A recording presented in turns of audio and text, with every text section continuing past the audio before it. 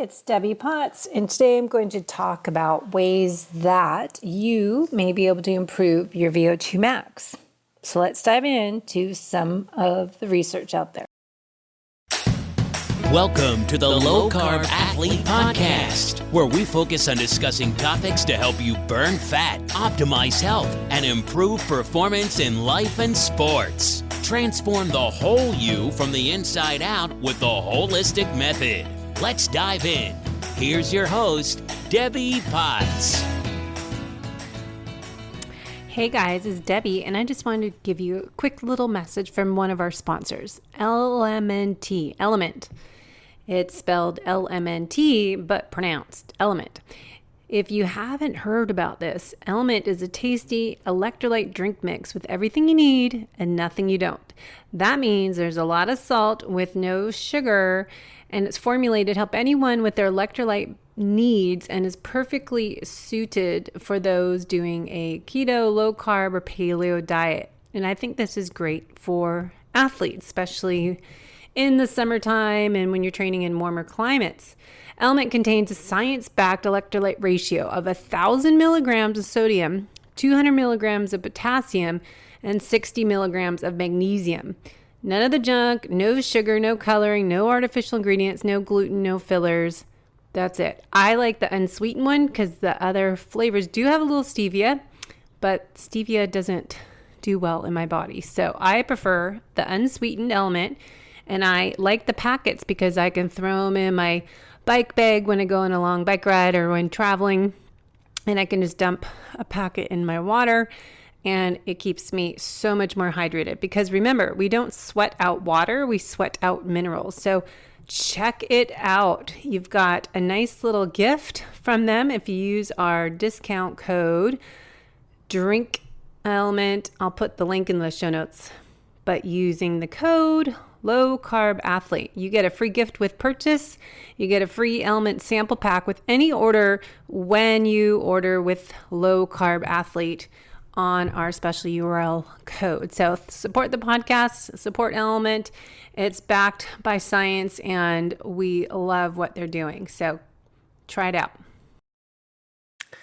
Okay, so I have gone over many articles on my website and on the podcast about VO2 max. So just to summarize, if you have not been following, the big trend right now is VO2 max and longevity. If you've been in the athletic world for a long time, it's not new to you that we train, especially as endurance. Hey guys, it's Debbie Potts, and I wanted to do a video recording on some research articles I put together on my computer. So I'm doing a screen share on my YouTube channel so you can see some of the blogs I put together and articles from different resources on how to improve your VO2 max. But first, I want to go into why VO2 max is suddenly such a trendy topic. Dr. Peter Attia's new book, which I'm slowly reading, it's a big one, talks about longevity markers, how to outlive your life, how to live a better quality life, happier, hopefully, and how you can improve your future self is what I keep talking about. As I own Pinoy Metabolic Testing and been working hard at launching it in North San Diego, Solana Beach, Del Mar, and Sanitas, I have a lot to say in this subject because VO2 max is what I'm doing. It's a resting metabolism test and exercise test. With exercise test, we take you to your VO2 max or get towards there, and we figure out your training zones and your VO2 max. VO2 max is a number on the report. I can go more into that in a little bit. I want to also remind you of the importance of aging is not just the number that you get on your VO2 max test, which most people don't even want to do a VO2 max test. So you're maybe getting an estimate. So if VO2 max is the best predictor of your longevity, understand what it is, how you test it, and how do you get that number, and then what do you do with that number? How do you improve it? So let's go into some things that I have been thinking about because this is a big topic. So VO2 max is improved by doing certain types of training. We'll go into different VO2 max workouts. Typically, it's primarily HIIT training, 1 to 4 minutes, 1 to 5 minutes max. What that heart rate is that you need to hold in that 1 to 4 minutes is going to be discovered on your metabolic test if you get someone that is creating your zones based on breathing frequencies, fuel source used, and looking at perceived exertion level. That's part of it. But you have to listen to other people, as Dr. Gabrielle Lyon, and read her book, Forever Strong. Muscle health is really important. So we can't just be fixated on what's your VO2 max. VO2 max is one part of the solution to be the best version of you, your future self, when you are 70, 80, 90, 100 years old. So cardiovascular health is what we're measuring with the VO2 max. The VO2 max is closely linked to your heart and lung health. And we hear that individuals with a higher VO2 max tend to have a healthier cardiovascular system, which can reduce the risk of heart disease and other cardiovascular conditions, leading to hopefully a longer, healthier quality life, right? Fitness level makes a difference, of course, of your VO2 max. A higher VO2 max tends to be with people that are obviously more active and have better endurance. Regular physical activity has numerous health benefits associated with longer lifespan. Then there's metabolic health. A higher VO2 max often correlates with better metabolic health, which we've gone over what that means. This includes improved insulin sensitivity and a lower risk of type 2 diabetes. Good metabolic health is important for longevity. Aging, as people age, their VO2 max tends to decline. Maintaining a high level of fitness, including a high VO2 max, can help counteract the effects of aging and improve overall quality of life. So, what's missing in VO2 max? Strength, lean body mass, grip strength. Peter Attia talks about all this in his book and is very good at promoting the importance of lifting heavy weights, as per Dr. Gabrielle Lyon and Dr. Stacy Sims for the female athlete that's aging, and how we need to focus on more heavy weightlifting, the 3 to 6 repetitions, and more sprint training, not this 1 to 4 minute training for intervals, but we need the 10 to 30 seconds all out sprints, which you can tell that I've talked to Dr. Stacy Sims' team. And for women, before I forget, if you want to improve your VO2 max, all these articles will go into women. You need the 10 to 30 second sprints if you're post menopause. Now, testing your VO2 max, as I said, is not easy. You wear a mask, and I connect the tube to the breath analyzer, and then I'm connecting that data to my iPad app for Pnoe, and we're measuring your breath, your carbon dioxide and oxygen in, carbon dioxide out, your fuel source, the volume, all these different markers on there, and analyzing your breath and your fuel source. But then you might want to do a submaximal test. It's less intensive. There's a 6-minute walk or the Cooper 12-minute run, but they're an estimate, right? It's not accurate. It's just baseline data. So you want to do the same method again, knowing that's not really your VO2 max. And then, of course, equations that you'll get on your Garmin watch will do your VO2 max based on age, gender, weight, and heart rate response to exercise. So it's not ideal, but better than nothing, right? So as long as you know it's an estimate and you're using that each time as baseline. So to improve your VO2 max involves regular cardiovascular exercise and training and aerobic exercise, interval training.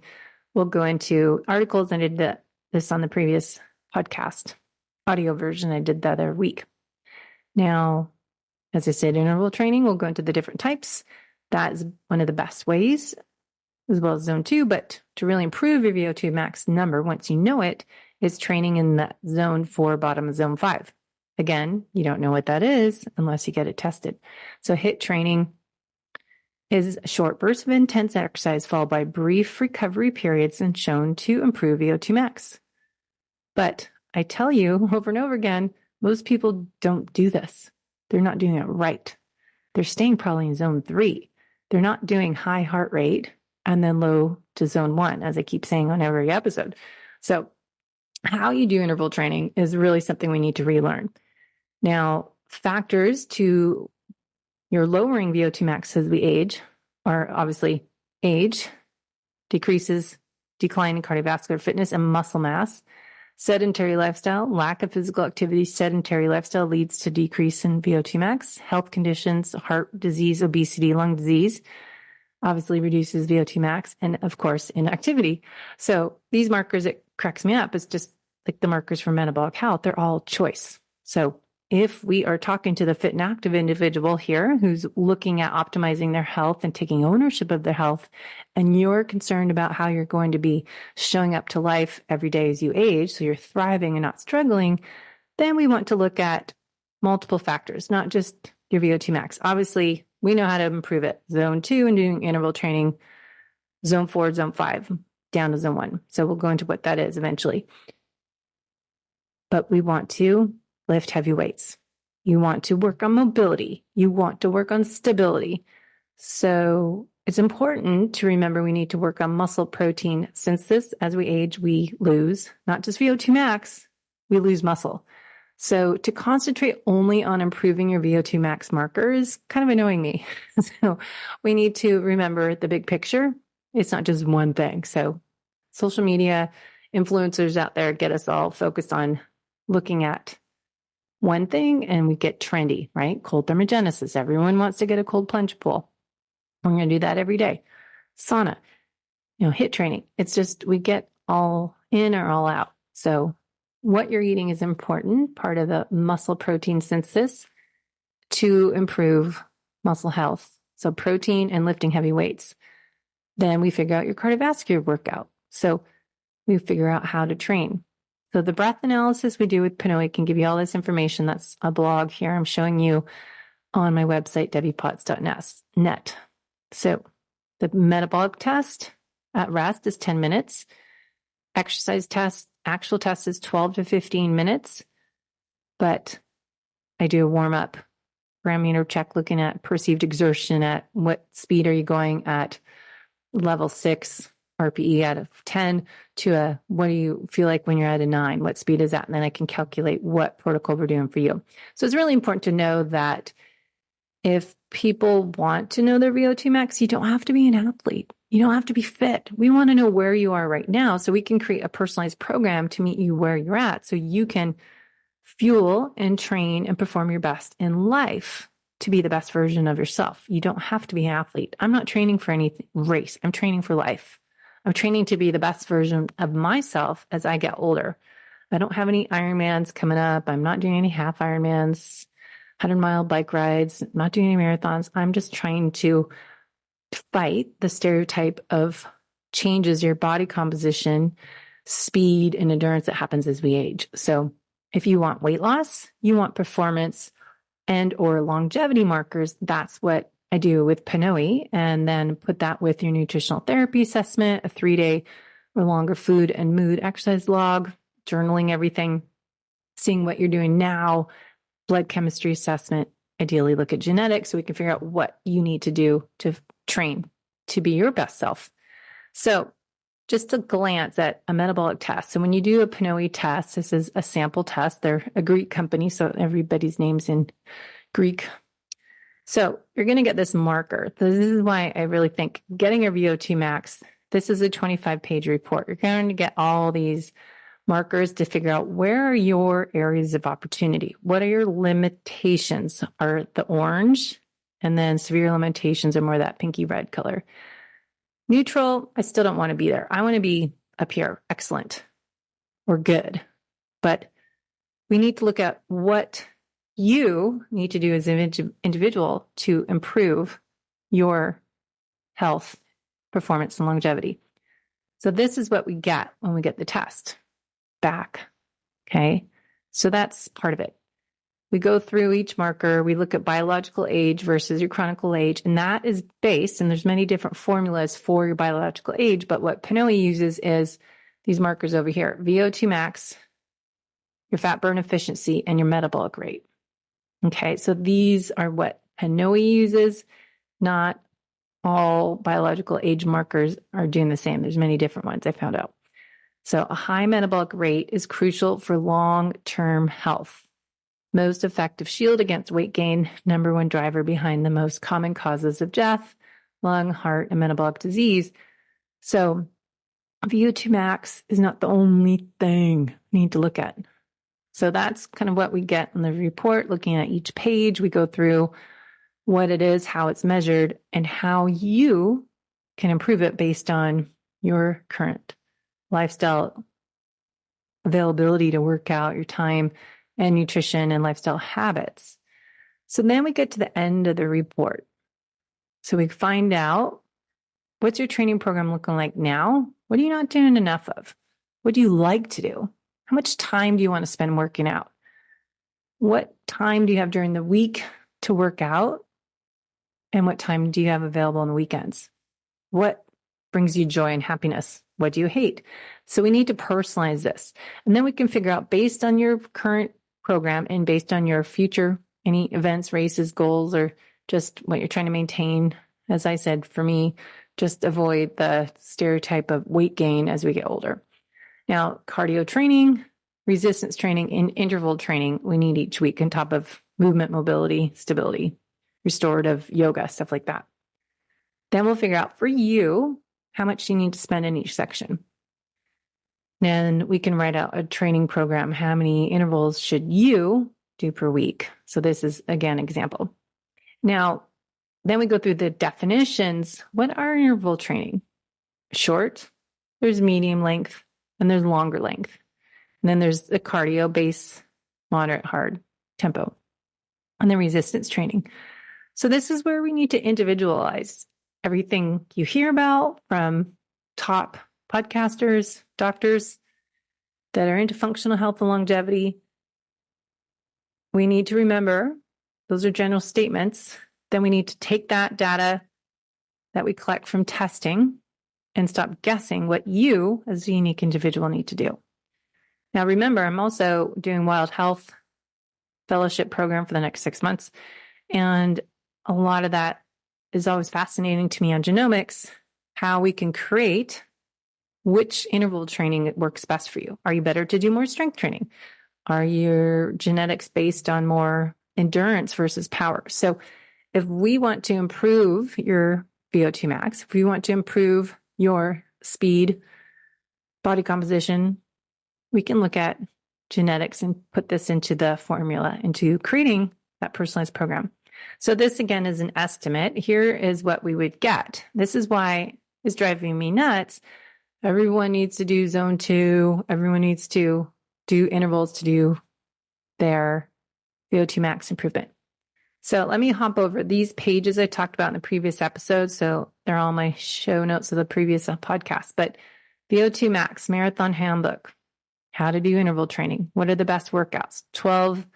10 to 12 400 meter repeats, or 6 to 10 600 meter repeats for a runner on a track. So keeping at 2 minutes and 90% of your max heart rate isn't feasible. So you're going more 80 to 90% there. So that's a little harder.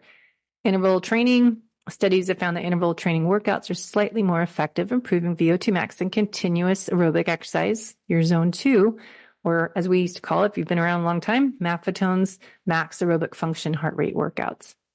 So as we age, we want to get faster. Females versus men. I've talked a ton about that. Dr. Stacy Sims' recommendations are not so much zone 2 as men need more zone 2 than women. And women, we need more sprint training, that you go all out zone 5, which is like hard, right? So these are some different articles. Doing long runs, if you're a runner, endurance athlete, we already know how to do that. Women, females, we're good on this. Once a week, do a long zone 2. Now, this says that studies have shown that training programs that incorporate both interval workouts as well as steady state efforts are most effective way to improve your VO2 max. Okay. But that, a long run, is your zone 2. What is your zone 2? You probably are not doing it right unless you do Maffetone, formula, or get a test. How long does it take to improve your VO2 max? Probably that 6 to 8 weeks, right? So this is 4 to 6 weeks. I suggest testing with myself with Pinoe testing equipment every 3 months, 2 to 3 months.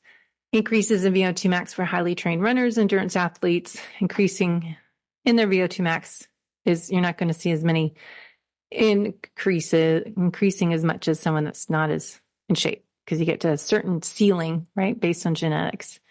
So to continue to make improvements in your VO2 max, you need to increase the difficulty of the workouts, changing the intensity, the distance, the time.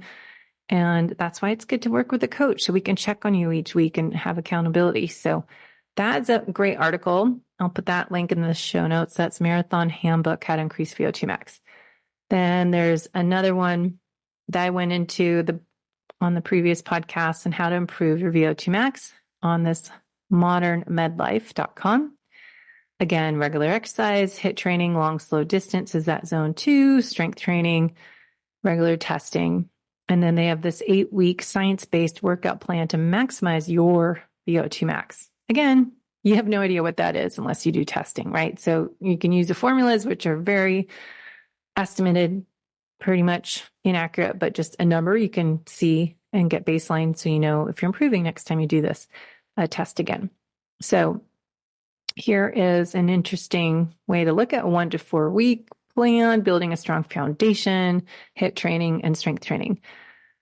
So once again, they're doing a 6 by 1 minute high intensity, 1 minute walking recovery. And then this is a Monday, Wednesday, Friday program. Then Wednesday, you're doing a tempo, 20, 30 minutes, challenging pace. So that's probably zone 3. And then they're suggesting a Friday would be your long, slow distance, 45, 60 minutes in your zone 2, and then 20 minute circuit training, and then recovery. So this is why I think you need a coach, because not everyone needs to do it this way. And you want to customize programs that you get from your Instagram feed or on articles as this online. Now, increasing intensity, HIIT, tempo, strength training, active recovery. So this is a great resource if you want some ideas. And then there's another article I found on genetics, how they have about 7% influence on your genetic markers for your improving your VO2. So the ACE, ACSL, these were all evaluated. So that was in my previous episode. And then another article I found on Gear Up to Fit is on here that you can check out their ideas. Same thing. We talked about this before, the Norwegian, the 4x4 workout, the 1 minute on, 1 minute off, longer intervals at your highest workload, rest and recovery, 12-minute test you can do. So that was some ideas here, effective VO2 max protocols. And then the Runner's World article had some other suggestions as well. And then, now I got all these pop-ups, but this was another article. What really determines your VO2 max? So just remember that it is just part of the plan. A great article too for you cyclists is on Training Peaks, all out miracle intervals to improve your average power. So this was an interesting article, increasing power, doing this workout for if you're doing watts, and the miracle interval training. So here's the article, cycling interval training workouts to increase power. Here are 3 examples. Workout 1, warm up 20 minutes, 3 by 20 seconds all out, and then 4 minutes, 40 seconds, easy zone 1 spinning. So this is what you're supposed to do. Zone 4, this is sprints would be zone 5. And they're coming all the way down to zone 1. And look at the recovery is almost 5 minutes long. This is correct. This is where you get improvements in your speed, your fast twitch muscle fibers, and your recovery markers. Because you're going all out. Each time you're rested enough to go hard again. If you're doing 20 seconds, really going all out, you need that much time But that might, that will change. The more fit you are, the faster the heart rate comes down. But that's where you can go by your own heart rate. Now, here's the next one. 3 by 30 seconds all out production, 4 minute, 30 seconds easy. 3 by 20 seconds, 3 by 10. And then workout number 3 was 30 seconds again with that long recovery. So these are called miracle intervals. This is on a trainingpeaks.com blog. Those were interesting. So now let's go back to my Pinoe testing. I had it saved on one of my blogs. So here. So this is hard to see, but this is on how Pinoe metabolic test determines your zones. I put this all into a podcast and into a blog. So I wrote out what I actually do, and Pinoe does, and I do it by hand, the old-fashioned way, because I just like to really go into the science of it, make sure it's accurate and personalized. Zone 1, 2, 3, 4, and 5. How do we figure out those zones? Okay, so say we got those zones. And then what is your zone 2, right? What's that going to look like? What is your zone 3? That's more your tempo. Your long intervals are top of 3, bottom of 4. Your zone 4, medium length, 30 to 90 seconds. Zone 5, 10 to 30 seconds, right? So this sprint training are short, intense interval training that Stacy Sims talks about. What you need to remember, recovery is down on zone 1 and the work to rest ratio 1 to 2, 1 to 1, 2 to 1, 2.5 to 1. And then you don't need rest recovery in between your zone 2. Now, going back to the reports, here's what we're looking at. Here's your zone 5. This, again, is a sample. But this is what you get when you do a test. Based on the science, not using a mathematical formula, looking at your raw data from your metabolic test, based on the day you did the test, here's where the numbers would be for this test subject. Their zone 5 is 188 to 192. What does that do? In zone 5, improves your VO2 max, enhances fat burning efficiency, cellular health, increases fatigue threshold. Zone 4 increases fatigue threshold, increases anaerobic threshold, and improves your VO2 max. Zone 3, where most people train because they think this is their zone 2, they're improving their heart fitness. Zone 2 is where you improve your fat burning efficiency and your cellular health, and you improve recovery capacity. If you are doing true interval training in the sprint training, you come all the way down to the zone 1, which isn't down below 100. This person's test, their zone 1 is just still 131 to 141. But they're coming from, say, 188 sprint training. They're coming all the way down to 135, or say they're 130 is their recovery. So what I said in previous podcasts, if you are doing a 4-minute, say the 4x4 workout, they're going to say, I'm going to be, this person's heart rate's really high. But if you're trying to strive at 4 minutes, doing one of these marker or workouts we talked about in one of these articles. No, I can't find it. But the article, say you're doing one of the workouts, high heart rate. You have to come down to zone 1 in between. But the time, say you're doing the Norwegian, 4 minutes, you're staying up here. You're staying there and you're coming back down to 1. You're timing that 4 minutes. Once you hit, say, 170 or this person's 180, start your stopwatch. You're there for 1 to 4 minutes.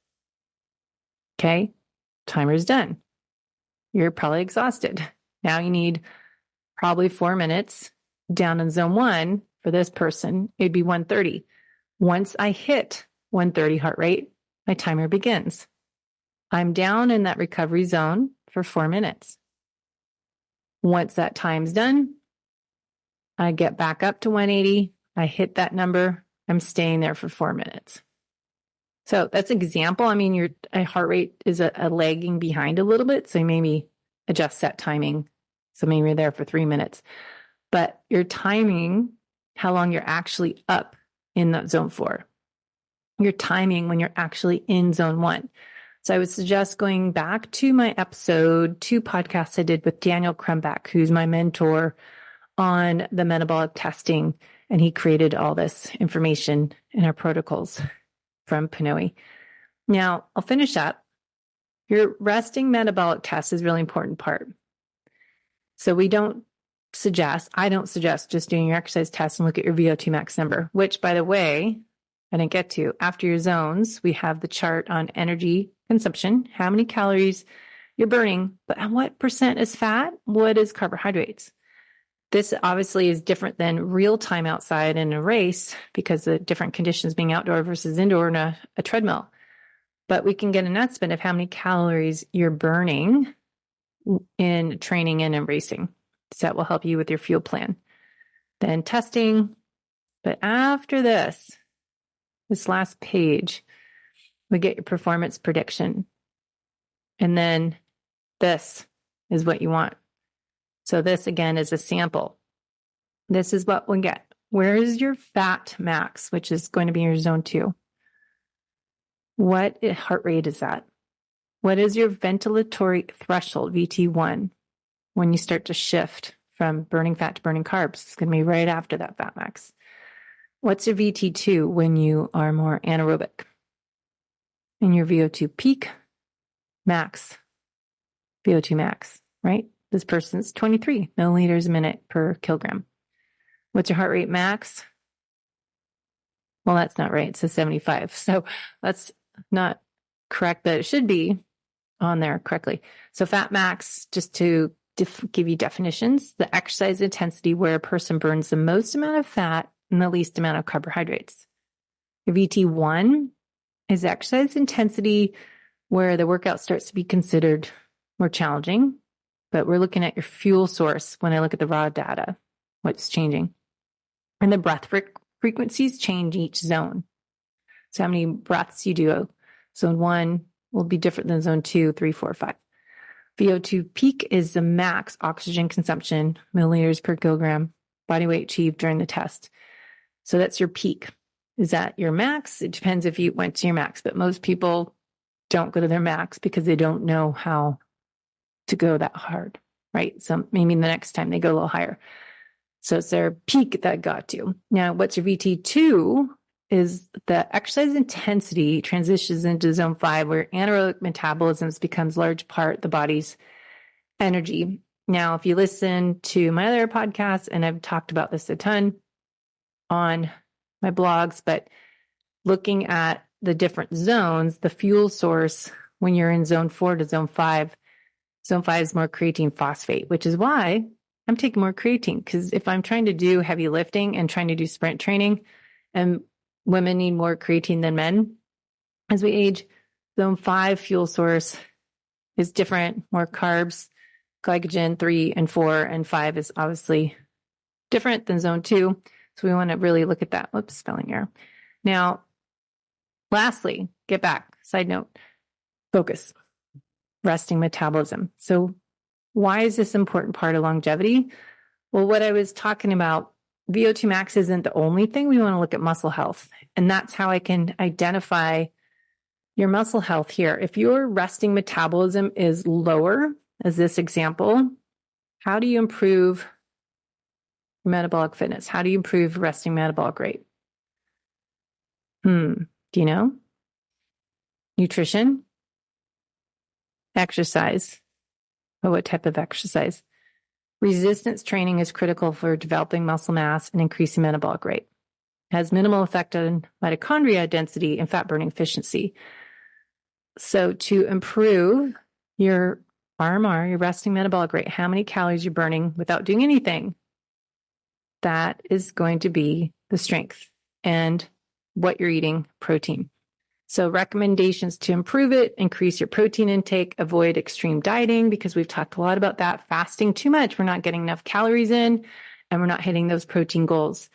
And the protein goals to get muscle protein synthesis, what you're eating needs to be 2.5, 3.0 leucine within that essential amino acid profile. So listen to Gabrielle Lyon and Dr. Lehman on that. Now, fat burning efficiency, we've got all these markers, your heart rate variability, And then the very last page, I can see what fuel source you're burning, your calories at rest. If you're exercising, let's kind of estimate, and I can calculate more detailed based on your exercise test, how many calories you're burning, estimated when you're doing your typical workouts. An important part, your metabolism. Are you burning fat and carbs? Are you metabolically flexible? Are you able to burn both fat and carbohydrates? You don't want to be all carbs or all fat. You want to have the flexibility to shift back and forth. And then we can figure out your macros. I go by Dr. Gabrielle Lyon's simple formula of 1 gram of protein per ideal pound of body weight. The carbohydrates on here are not what I would say. I think carbs depend on your intensity. So as we are getting older, as females, we're more insulin resistant, so we can't tolerate as many carbohydrates. I also look at your genetic reports if you're doing more in-depth investigation, personalized programs. But carbohydrates vary based on your exercise intensity. They're used as fuel. We're eating real food. And then the fat isn't necessarily nutritional ketosis. We're just looking at fat based on your genetics, and also fat protein, kind of looking at that based on how you feel. Some people eat too much fat, not enough protein. So we need to look at that on an individual basis. So non-workout days to workout days are going to shift, and then look at testing every 2 to 3 months for this too. But that's what I think is helpful to see, where are you on your macros and your calories a day? Because a lot of athletes and non-athletes, they're not eating enough. And then when people start to try to lose weight, what do? They cut their calories. What you don't want to do is slow your metabolism down. So what I like to do is do this test, the exercise test. Then let's look at your full thyroid panel. Let's look at your blood chemistry markers. Let's look at your food sensitivities and your microbiome and your gut health. So really helpful there. But at least get this information to figure out, okay, am I eating enough? Am I trying to lose weight and I'm actually slowing my metabolism down? How do I speed up my metabolism? Not doing those VO2 max long, slow workouts. You're doing more intervals, maybe twice a week, but not 4 days a week for some of you. Women, we might need more than men. And then you need to individualize it based on your fitness test and what you're doing now. What's everything look like? So that's what I wanted to go into. Metabolic health, muscle health, all these markers are important. So don't just get fixated on like keto. We just fixated on how much fat we're having a day. Now everyone's fixated on VO2 max, what number that is. So VO2 peak, again, this person's 23. But what do you do with that number? Where should you be? Well, let's look at, it was a Garmin article that had their information where you should be. So I'll put all these links in the show notes. They're helpful. The genetics, how to boost, the Garmin article here, understanding VO2 max, VO2 max versus men and women. Because here's what you want is look at, okay, what is typical for my age, my fitness level, where am I now? And how does weight impact that? So hopefully that helps clear up some of the confusion of, oh, I gotta improve my VO2 max. Well, you don't know what your VO2 max unless you test. And to improve your VO2 max, if you get that number, you don't know how to improve your VO2 max unless you know these numbers. So say this person's VO2 max, their max heart rate was 192. How do they need to improve it? It depends if it's a man or a woman. It depends on their age as a woman. What phase of their hormone life are they? And what is their zone 4? So again, doing those 4x4 workouts or 1 on, 1 off, coming down to this zone 1 recovery. Okay. And if you're not doing the strength training and you're not prioritizing your protein for that 1 pound of protein per pound of weight, 1 gram of protein per pound of ideal body weight, 30, 50 grams at a time, getting that muscle protein synthesis amount in that amino acid profile is crucial to stimulate muscle protein synthesis. And we can go into that, another article I put together on mTOR versus AMPK. But we need to improve our basal metabolic rate. Our glucose storage tanks are in the muscle. and improve this brown fat, adipose tissue. All this helps with our aging process. So we'll go into that next time. If you have any questions, just let me know. But let's test and not guess and get a personalized program and not just do what everyone's telling you because Peter Attia said that on his show or somebody else. All right. Thanks for listening.